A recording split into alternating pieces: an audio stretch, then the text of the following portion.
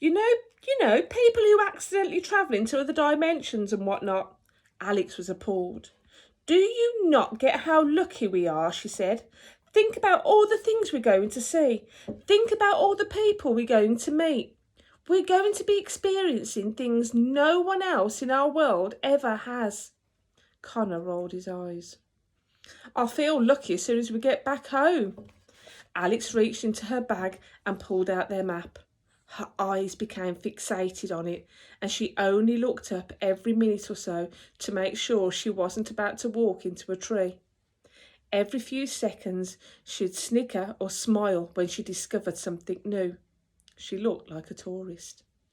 Shouldn't we be reading the journal? Connor asked. We need to make a list of the wishing spell items and find out where we can find them. We will, Alex said. There'll be plenty of time for that. Connor was getting frustrated with her.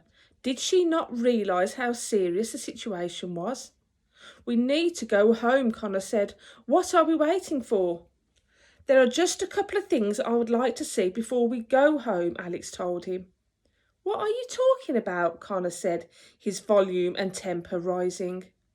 We're in fairy tale world, Connor. We should make the most of it while we're here, Alex said. Who else gets the chance to see Cinderella's palace or Jack's beanstalk or Rapunzel's tower in person? Connor's mouth and eyes were wide open. He couldn't believe what his sister was saying. We're stuck in another world and you want to go sightseeing, he said. Are you hearing yourself right now? Do you know how crazy you sound? She stopped walking and turned to face her brother. There was seriousness and desperation in her eyes. Connor, the last year of our lives has been horrible. We've lost everything but Mom and each other, Alex said. Every night I've wished for a fairy godmother to magically appear and make everything better, and now we're in a place where that is a possibility. I don't have friends like you to go home. The only friends I've ever known live here, and I'm not going home until I meet them. Alex continued walking down the path, and Connor was absolutely dumbstruck. Why am I being the logical one? Connor questioned. You're always overthinking everything. How are you not out of your mind with worry? What's there to be worried about? Alex asked with a laugh. For starters, what's Mum going to do when she finds out we're missing? Connor pointed out. She'll think we've been kidnapped, and she has enough to worry about already. Alex knew he was right, but her desire to see the fairy tale world was so strong that she was able to ignore him. All I need is a day or two, Alex said. That will give us plenty of time. How are you sure these worlds run on the same time schedule? Connor panicked. Think about it. The stories of Cinderella and Red Riding Hood have been around for hundreds of years in our world, but it only seems like a decade or less has gone by since here. A couple of days here and Mom may be in her 80s when we get home. Connor rubbed his head. It hurt from thinking so hard. Alex was listening more than she wanted to. He was practically repeating word for word what the logical voices in her head were saying. What if something happens while we're gone? Connor asked. What if we get back and apes or aliens have taken over our planet? If I miss that, I'll never forgive you. Alex stopped walking and looked up from the map. A very odd expression appeared on her face. Didn't think of that, did you? Connor asked her. But Alex wasn't listening to him. Something else entirely had caught her attention. Do you smell that? Alex asked. What? Connor said. All I smell are trees and dirt. Alex took a couple of steps further. No, it's something else. It's sweet, like something baking. Connor sniffed. Sure enough, a scrumptious smell was drifting through the air. It smells like gingerbread, Alex said. She looked at her brother with large, excited eyes. Oh no, Connor said. Before he could stop her, Alex took off running into the trees, away from the path towards the direction the aroma was coming from. Alex, wait, Connor ordered. Come back. You don't know where you're going. Alex bolted through the trees, jumping over boulders and bushes as she passed them. The scent became stronger and stronger the farther she strayed from the path. Connor was right behind her, urging her to turn around. Finally, Alex came to a halt and Connor bumped into her. She had found exactly what she was hoping to see. A small gingerbread house sat in between two large trees. White frosting covered its pointed roof. Gumdrops were clumped around like shrubbery, and candy canes lined the path to the front door like a picket fence. Look, Connor, Alex said, catching her breath.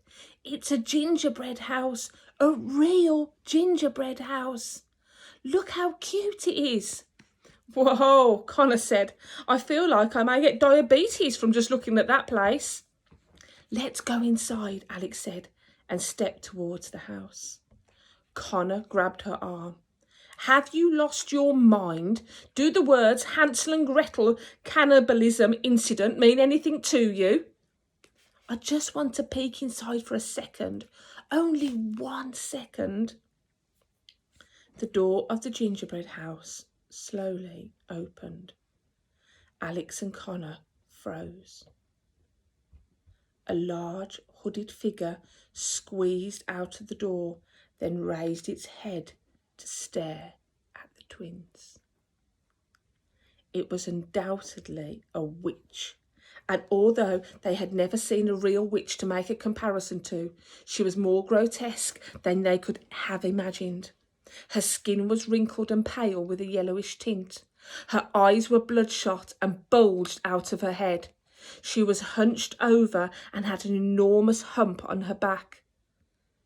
Hello, children, the witch said. Her voice was high-pitched and crackly. Would you care to join me for a bite to eat?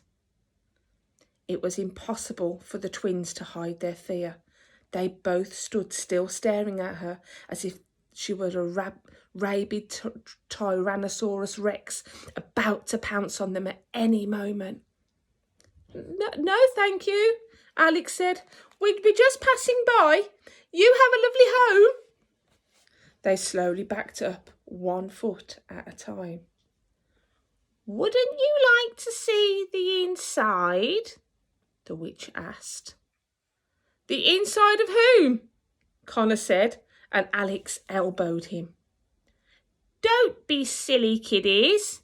Come inside, said the witch, losing her patience. She extended an inviting, shaking hand toward them. They noticed it was covered in burn marks, perhaps from the last time she had visitors. I thought the witch died at the end of Hansel and Gretel, Alex whispered to Connor. Maybe she got hold of a fire extinguisher after they left, Connor said back. They continued backing slowly away from her. Thank you so much for the invitation, but we really need to get going, Alex said. We're really on a tight schedule, Connor added. We're meeting a couple of dwarfs for coffee in half an hour, so we better get a move on. They quickly took off in the direction they'd come, but came to a jarring stop when the witch suddenly appeared in front of them with a...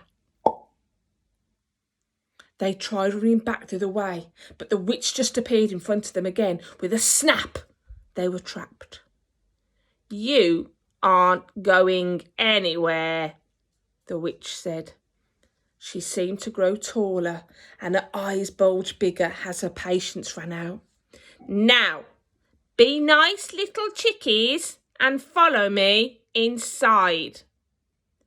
Alex, this is like one of those bad videos about strangers from the 1st grade, Connor whispered to her.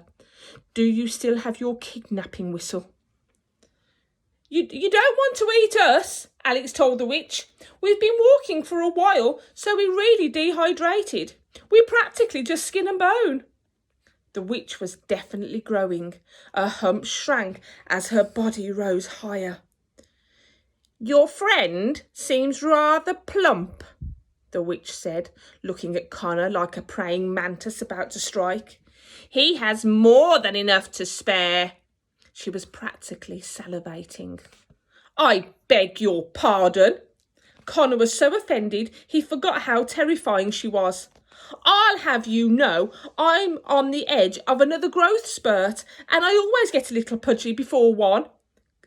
Connor, please don't. Alex tried, but it was too late. Why do you want your victims chubby anyway? Wouldn't it be healthier if they were muscular and fit? Connor said. The witch looked to the side and raised an eyebrow.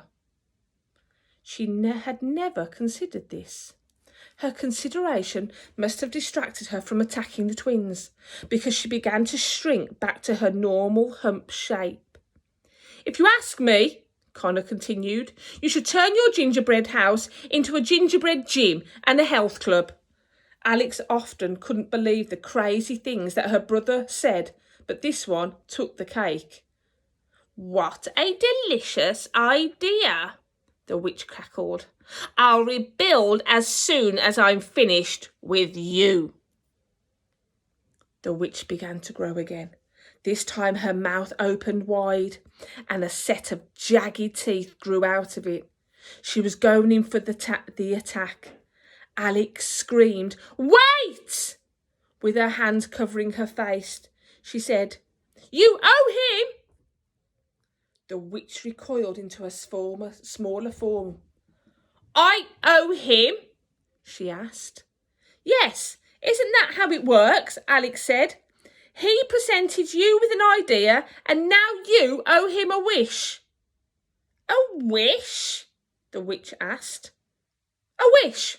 Connor asked. Alex nodded convincingly. The witch grunted.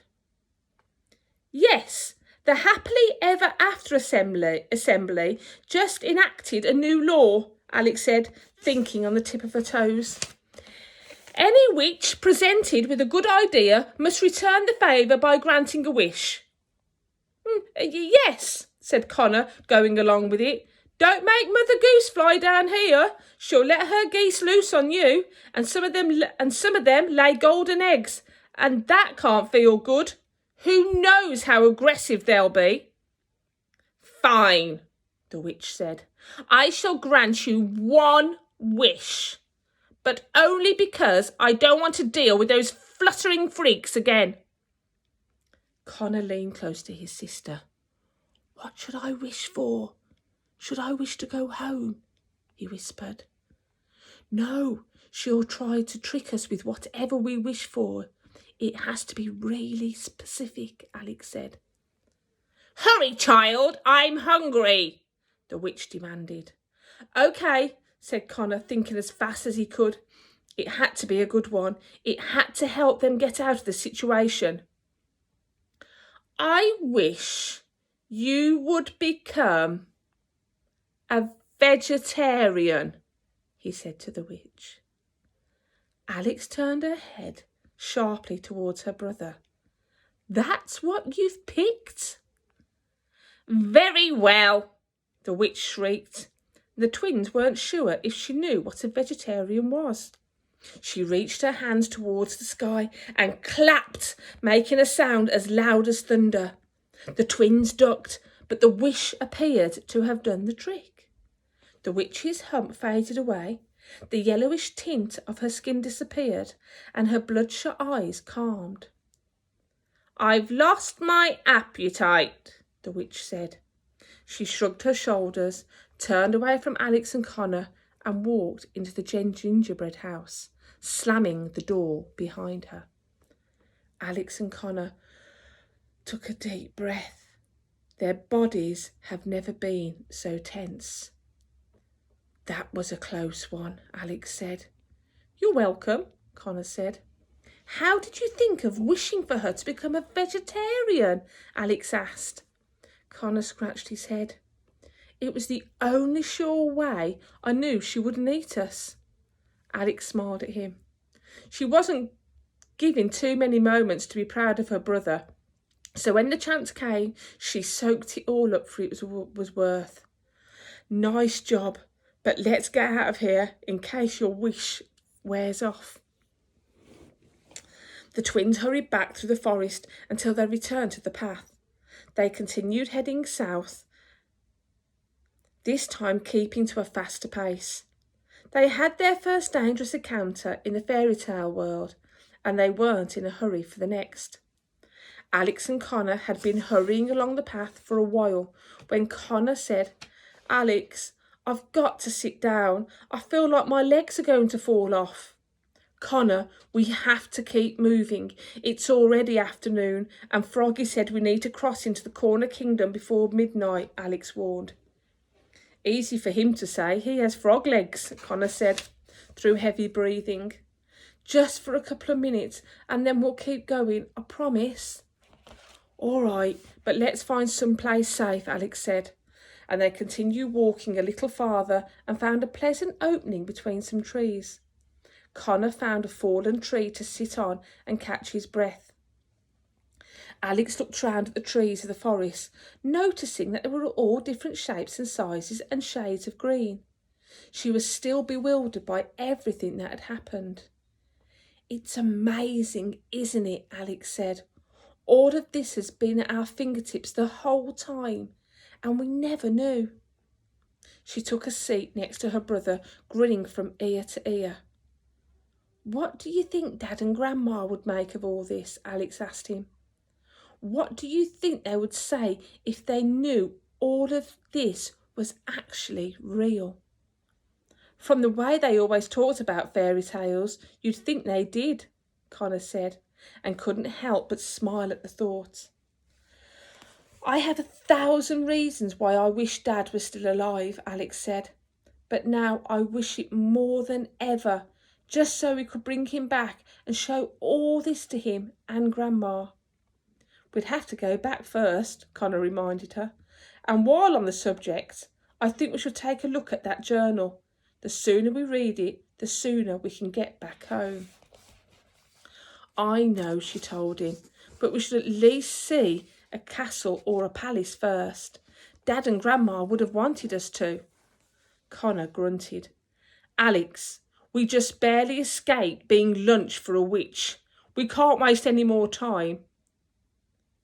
The sounds of a few twigs snapping came from across the clearing as something approached. Alex and Connor ducked down behind the fallen tree, hidden from view. A cream-coloured horse slowly travelled into the clearing. It picked up its hooves in a peculiar manner, as if it had been trained to tiptoe. A woman was riding the horse, and she looked cautiously around the clearing as they entered it. She was young and beautiful. Her eyes were big and blue, and her hair was half up and flowed into long golden curls. She wore a long maroon knit coat with black leggings and very tall boots. The woman and her horse moved covertly into the centre of the clearing. "Easy, Porridge," said the woman, stroking the horse. "That's a good girl, nice and slow." She hopped down from the horse and made her way to a tree. Alice could see that some sort of paper was pinned to it, and after taking a closer look, saw it was the wanted poster for Goldilocks that she had seen the day before. The woman shook her head after reading it, and she ripped it off the tree and crumpled it up. "Who is that, and what is she doing?" Connor whispered to his sister.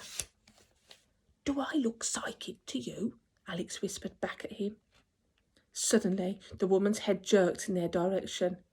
Whoever she was, she had a remarkable sense of hearing. She drew a large sword from inside her coat and raised it high in the air. Her gaze was stern and determined. She was obviously someone to be reckoned with. She stepped closer to where Alex and Connor were hiding. A piercing wolf howl boomed through the forest. It was so loud that Alex and Connor covered their ears. The woman spun round and pointed her sword in the opposite direction of the twins. "Porridge, get ready. We're about to have company," she said. "Who?" Alex and Connor mouthed to each other. Creeping through the trees towards them were half a dozen wolves. However, these wolves were unlike any the twins had ever seen before. They were 4 times the size of any normal wolf of their world. Their fur was jet black and matted, and their eyes were red and their snouts were wide. These wolves were ready to kill at any minute. Without a doubt, the twins had come face to face with the big, bad wolf pack. Alex and Connor held on to each other, shaking with fear. The woman in the maroon coat never showed a hint of panic. She pointed her sword at the largest of the wolves, standing in the middle of the pack. The wolves growled and gritted their teeth towards her. "Hello, Malum Claw," the woman said. "Hello, Goldilocks," Malum Claw growled. The twins were both in silent hysterics. "Goldilocks, that's Goldilocks," Alex mouthed to Connor. "The wolf talks. He talks," he mouthed back to her. "I'm surprised you're not chained down in some Red Riding Hood Kingdom jail cell yet," Malum Claw said to Goldilocks. "I'm surprised you haven't been turned into a rug for a child's nursery yet," Goldilocks said. "What brings you to this part of the forest? There isn't an innocent village your pack to torment for miles." Goldilocks never lowered her sword. The other wolves in Malum Claw's pack slowly surrounded her and Porridge. "My pack is hungry, and we've stopped for an afternoon snack," the wolf said. "Have you really come to eat me?" Goldilocks said. "I thought you'd have learned your lesson by now. I bite back."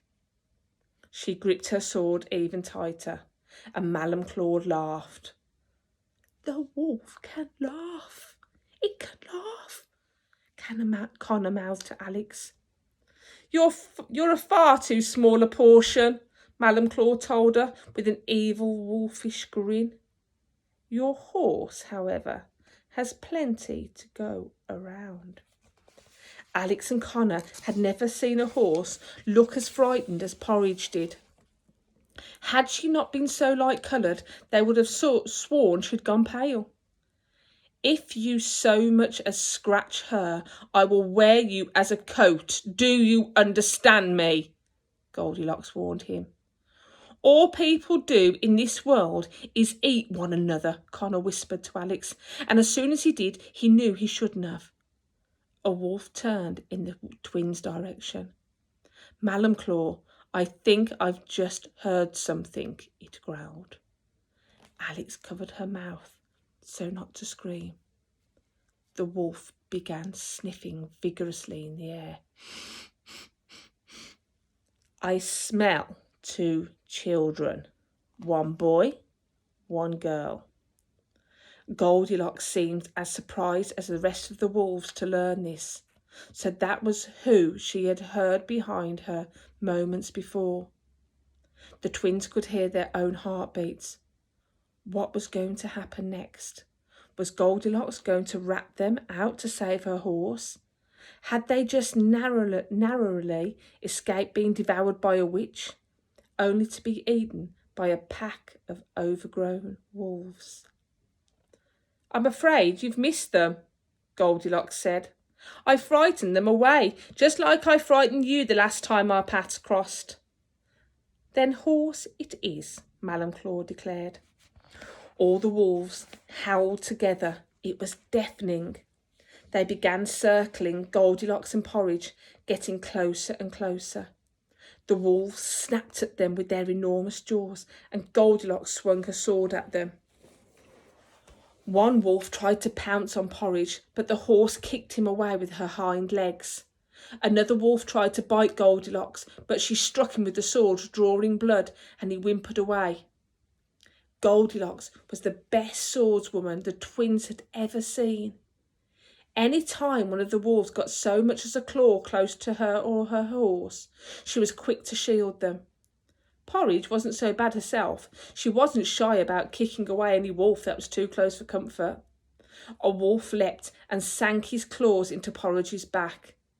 The horse bucked to free himself. In one quick slice, Goldilocks chopped one of the wolf's paws off. He limped into the forest, howling in pain.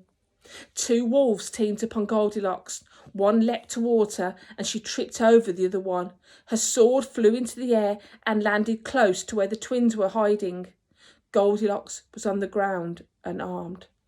The wolves were closing in on her and the horse, going in for the kill. "Catch!" Connor yelled and tossed the sword straight to her. Goldilocks swung it hard at the wolves, closing in on her, leaving large gashes in their muzzles. "Retreat!" Malum Claw ordered his pack. "No snack is worth all this trouble." The wolves stampeded into the forest, growling and howling in anger, letting the rest of the forest know they were on their way. "Until we meet again, Goldilocks," Malum Claw called, as he disappeared into the trees with the rest of the wolves. Goldilocks got to her feet and put her sword away. She was out of breath, and now that the enemy had left, much more vulnerable than she'd shown in combat. She petted Porridge's nose and dabbed the horse's wounds with the fabric of her coat. "Good girl, Porridge," Goldilocks said. She turned and faced the fallen tree. Alex and Connor were hiding behind. "You can come out now," Goldilocks said. The twins were hesitant at first. Then Connor popped up and exclaimed, "That was awesome!" "Connor," Alex said, popping up beside him. "That was one heck of a fight," Connor continued. "You know, at first I really thought they had you. I never expected a girl and a horse could be any match for 6 hungry wolves, but you impressed me. Where did you learn to fight like that?" Goldilocks was not amused by his enthusiasm. When you've been on the run for as long as I have, you pick up a few tricks here and there. She turned around and remounted her horse with a jump. "So, is it really you?" Alex asked. "Are you really Goldilocks? The woman wanted dead or alive for all her crimes?" "Don't believe everything you read," she said sternly, and then pulled on Porridge's reins and galloped away. But she only travelled a few feet before she steered Porridge back to the twins. "Thank you for your assistance," Goldilocks said. Connor nodded. "Here, take this in case you need it." Goldilocks reached into the side of her boot and pulled out a silver dagger, and she threw it on the ground. Now get as far away from here as possible. Those wolves will be back sooner than you expect."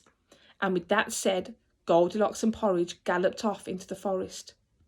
Alex and Connor stood motionless, watching her ride off out of sight. "That was amazing," Connor said, and he retrieved the dagger from the ground and put it inside their satchel. As terrifying as that was, it was kind of nice to see another human for a change. "We better get out of here," Alex said, "and this time we aren't stopping until we know we're out of the dwarf forests." Connor couldn't agree more. The twins continued down the dirt path, running this time. They had experienced more danger today than they had ever experienced in their entire lives. Unfortunately for them, it wouldn't be their last encounter with Goldilocks, the big bad wolf pack, or the dwarf forests. So that's chapter 6. I shall read chapter 7 and put that onto the year 5s. So you can have a look, well, you can listen to what happens in chapter 7. And chapter 7, to give you a little bit of a sneak preview, is called Rapunzel's Tower. So there you go. Have a lovely evening, and I shall speak to you and write on for your comments tomorrow. So have a lovely evening, everybody, and I'll see you soon. Bye.